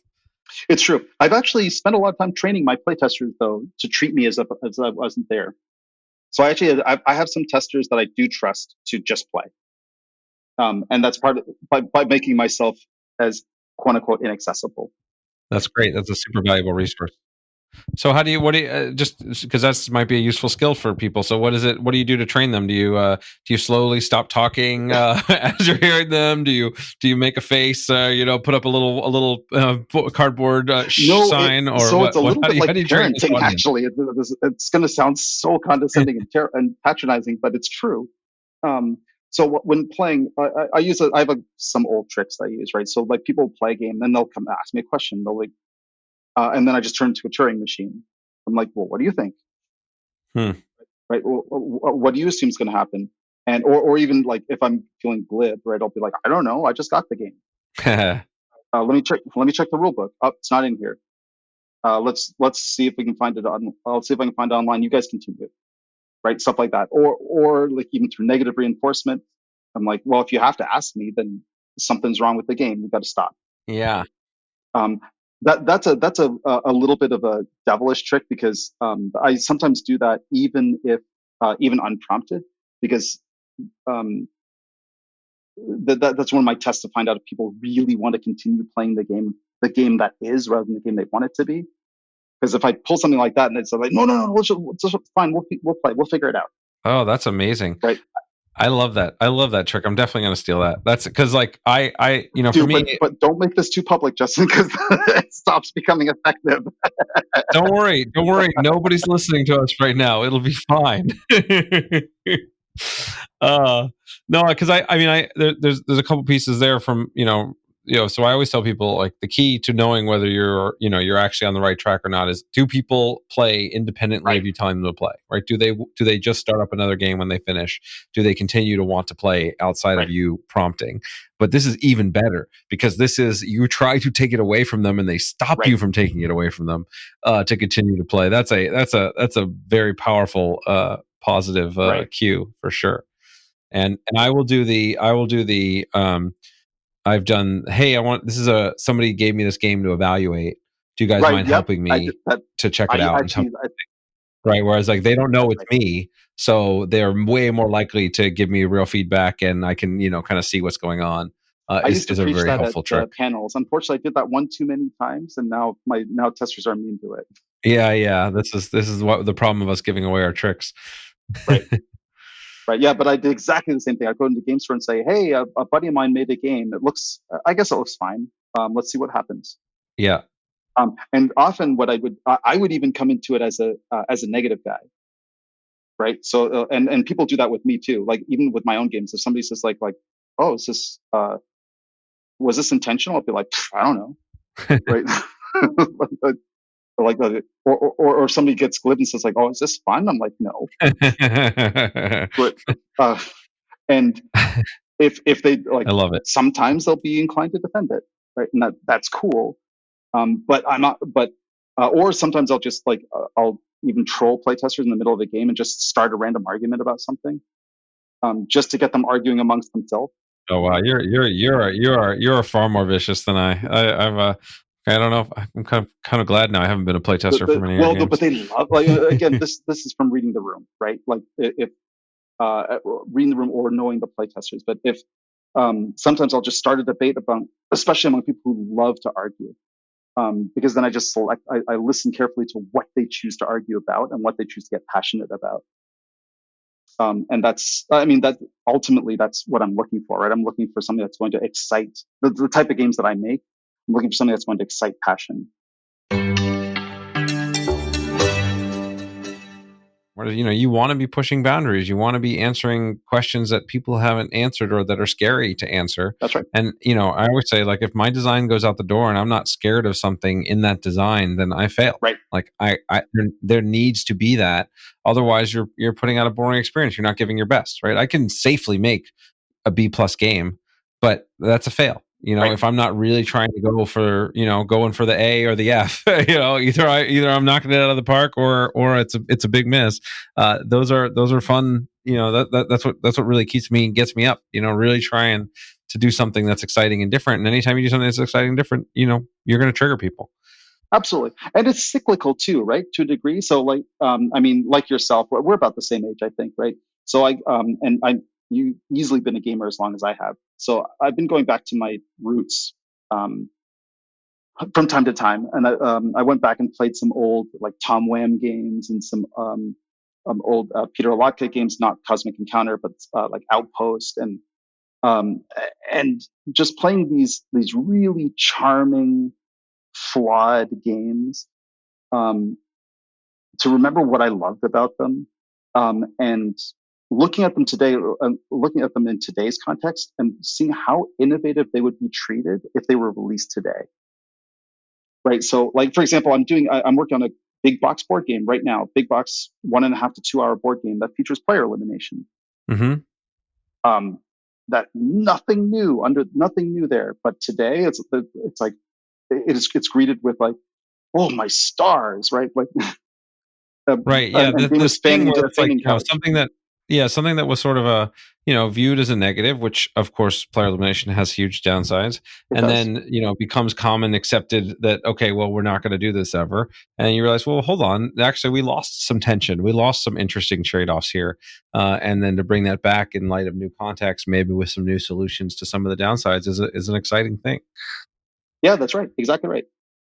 And so right now the one of the current dogmas, right, is that, especially in it's a reaction to the marketplace, right, that every game has to have an amazing first play experience, and the dogma around that has become every player must feel like they are in the game and feel like they can win at every single stage of the game. Every game must be a very evenly paced experience.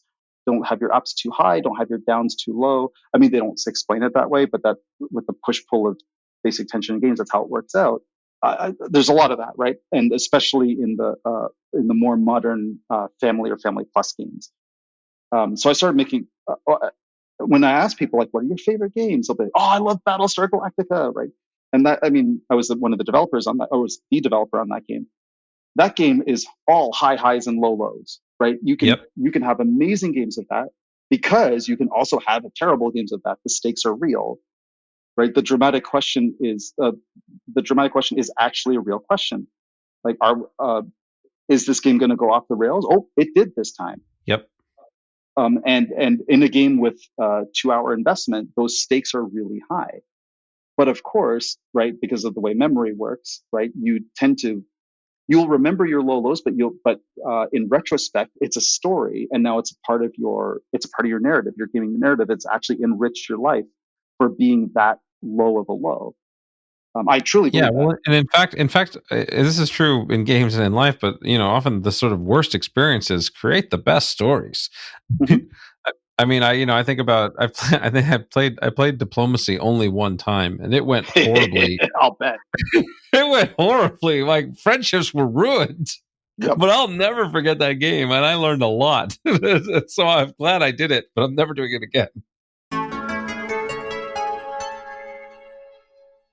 Back in 2005, I actually I designed a game called Midgard, which is a pure Euro style Viking game, and it started off as because I wanted to do Viking. Viking mythology has always been one of my. I grew up on it. I grew up on a very twisted version of it from children's books in Germany, and I wanted to make a game that was just based on sort of the pop culture idea of what Vikings did and what Viking life must be like.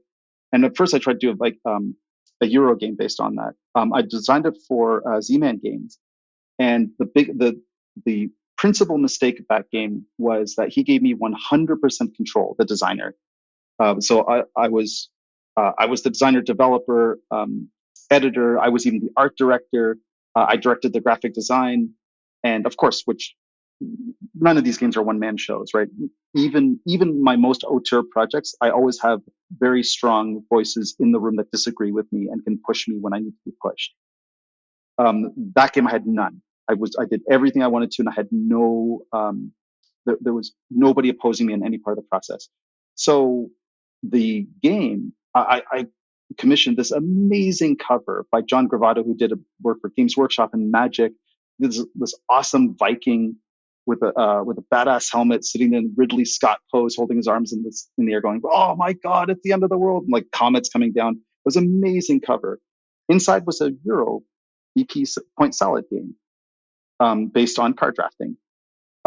So the disconnect between product and experience was so high, the game just tanked. Right? People who were who were attracted by that cover and got this sort of Euro game were like, "What is this?" Right? Euro game fans who sort of knew my background, who didn't like to take that elements, it was too middle. What kind of advice would you give to someone that wanted to, run a Kickstarter or sort of get involved in this space? So Says the guy about to run a Kickstarter. Right. Well, so no, it's really hard for me to give contextless advice, right? It's weird. It's almost a nervous tick with me, right? If somebody asks me a general question like that, I will want to know more about the person asking the question, right? Like, where are you from? Yeah, What's your background? We'll give the two cases. So you can give me direct advice, because why not? It's my podcast. Sure. Because I got a Kickstarter coming up as we're recording this in a couple months, and so someone generically that has some experience, has some some time in the industry, and has something that they've developed and want to bring it to Kickstarter and really try to knock it out of the park, and then we can do another take again with somebody who's more just starting out and doesn't have as much of an audience, doesn't have as much experience. So I'd be, both contexts would be interesting. Sure. Well, I mean, so somebody like yourself, right? Well, I mean, you're a bit of a unique case because you have so much more experience, I think, than the vast majority of your listeners, right? So, just somebody who is we'll call him a Justin Gary apostle, right? Somebody who listens to who's absorbed a lot of your work, like the Mark Rosewater apostles on the internet, right? Who can recite everything he's ever said and could design a Mark Rosewater style magic set, right?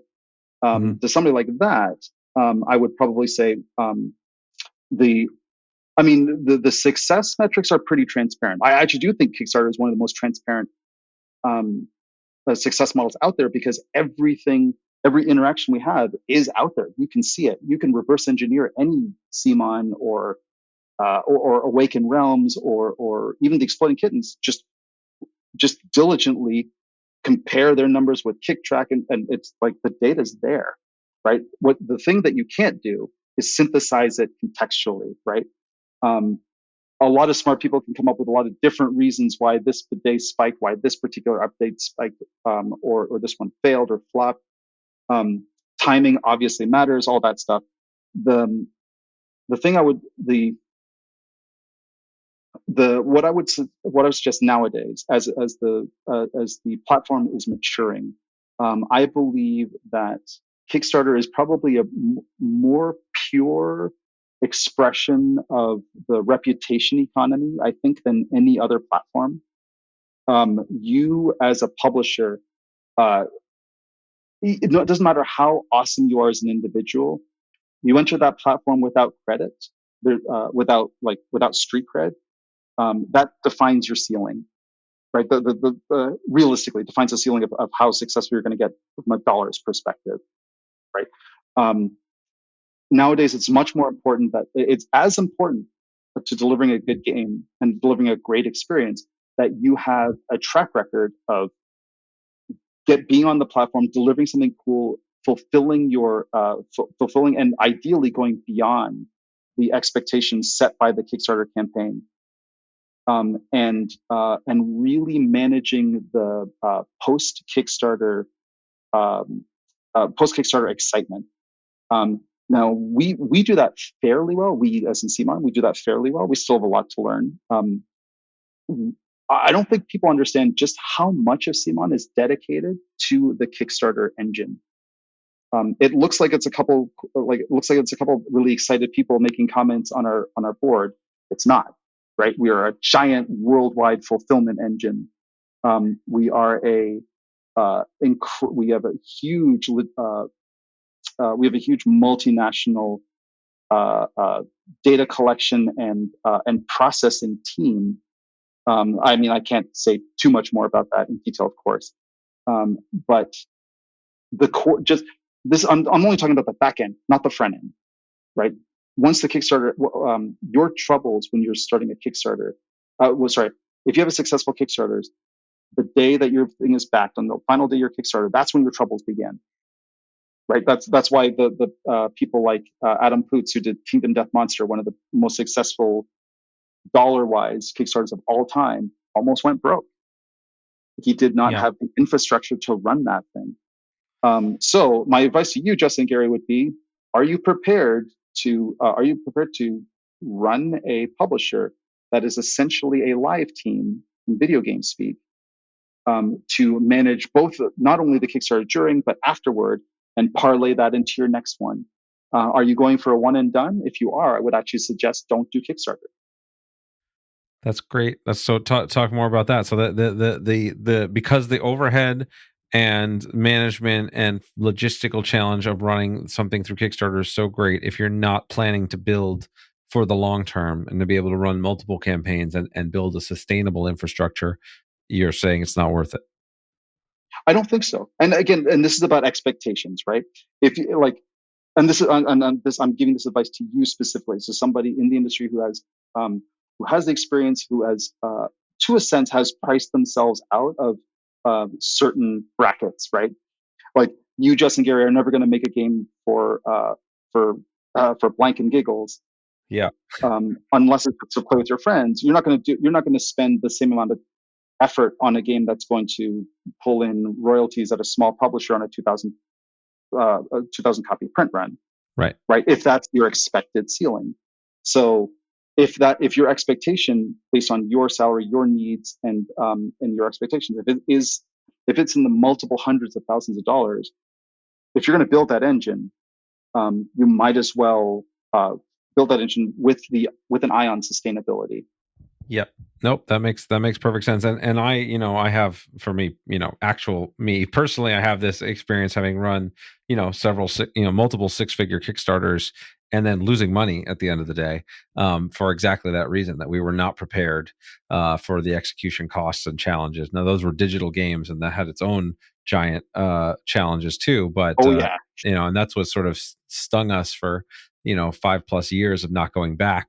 for exactly the thing that you brought up, which is like, no, if we're going to do this, we're going to make sure we've got it right. We're going to make sure we've got everything, set up ahead of time. And yes, that it's a sustainable thing that we can for sure deliver what we're saying, and make it meaningful. So it's something I constantly echo, that, it's not Kickstarter, it's kick finisher. You need to be ready to go and ready, really have all your ducks in a row before you even start planning a campaign. And then I think your emphasis is also really great here, which is forget just the campaign and even the post campaign, but then the next campaign, right? The whole thing has to be a plan. If you're looking to be playing at this scale, that you need to be thinking at that scale, which is wonderful advice. Right, absolutely, and of course it's a semi-mature platform, right? So the barrier to entry it's up there, right? Like if your dreams are to compete with the monoliths, with the Simons, with the awakened realms of the world, that bar is up there, and we've set that bar intentionally very high. So that just like any discipline, even in game design in general, I would say if you're looking to follow somebody through a door to success, you would be better off just looking for a slightly adjacent door. In every very highly successful game I've ever done, there's always been a feature, sometimes a core feature, that I've pulled out of the game. Not because it doesn't work, that's the obvious, but I pulled it out because for a variety of reasons. But I pulled it out against the protests of my playtesters. Blood Rage had a super innovative mechanic that mirrored the way the area majority worked in it. I've never seen anything like that in the game. I might turn it into another game, which is why I can't tell you exactly what it is. But it was so innovative. People played them. Wow, that's really innovative. It was so innovative. It was distracting. Nobody remembered they were playing a game about Vikings going to Valhalla. They just remembered this really cool mechanic. So it's like, I was like, you know what? After watching 5 or 6 games of people just loving that mechanic so much, I took it out. And the game was so much more smooth and enjoyable. And of course, the people who had played it before were like, you killed the best part of the game. This is why'd you take the end of this out? The people, I said, I took it under advisement. Thank you. But the next group of players who played the game, everybody who started playing the game, it was not smooth. It was not, it didn't deliver on any of the promises. New players who came in after I took that new feature out, they loved the game, like almost from start to finish. They wanted to play it over and over and over again. Feedback I'd never gotten before. Yep. I had the same thing with Rising Sun, the same thing with my current new game. And people hear this all the time. This is the armchair designer syndrome, right? Which you'll get, especially if you listen too much to the internet. It's relatable to the film side when people release special features DVDs, right? And they director's cuts and all the stuff that they show you all the stuff on the cutting room floor. It always looks cool. It always looks amazing. And of course, as the armchair creative, you're like, why did you take that out of the film? It would have been so much better. When you look at, you read an article on magicgathering.com and you see all the cards that they cut from a set. They were really innovative, really creative and special. And people are like, why'd you take that out? Because it went against the cohesiveness of the product. It made the product more mediocre by its inclusion. You can't prove that unless you play it, right? So, and that's tough, right? If you listen to those too much to those voices in the room, you will always invariably make inferior games, in my opinion. And then you have to listen afterward. You have to listen to the internet when people say like, "Oh, your games are so derivative. You're not bringing anything new to the table." Well, I think it is what it is. Yeah. Well, I mean, building fun and fresh. Yeah. This is one of those things. I use somewhat different language for it, but I echo the sentiment in that, you have to figure out what the core of your game is, right? What's the core tension? What's the core story? What's the core elements of what's here? And anything that distracts you from that, I don't care how cool it is. I don't care how great the thing is. It's got to go. If it takes away from the core, it does not belong there. And again, you already hit the key point, which is don't think of it as this is gone forever. That mechanic is going to come back. It's a great mechanic. Whatever it is, this mystery mechanic, I'm sure it's great. But it's going to come back and you can use it in a future design. But it is not serving you. It's not serving your players. And again, so that's like just a fundamental part of it. And then there's the other part that is an interesting thing to highlight, which is, your play testers are always going to compare what you showed them today with what you showed them yesterday, but your players will never do that. They don't have that option. And so you need to be able to parse those differences. Well, if you never saw this other mechanic, this will be a common thing that'll happen with us, where it'll be, we will have, somebody that'll be like, oh, no, this was great when we did it the other way. And now I keep wanting to play that way instead of this. It's like, well, yeah, that's because you were used to it. Other people will never see that. Right. This is exactly right. You don't know what you were missing, so you're going to enjoy what you have. Game design is a craft.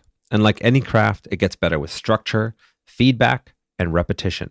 You're able to learn better when you're surrounded by like-minded people who support each other and lift each other up. The Think Like a Game Designer Design Lab is designed to give you all of that. Over 60 lessons from idea to publishing, a private game design Discord, and exclusive bonuses for those who join now and have been longtime podcast listeners. It's also the lowest price I've ever offered these exclusive lessons. And so you don't need to wait for a new class or wait for another opportunity. This is the opportunity.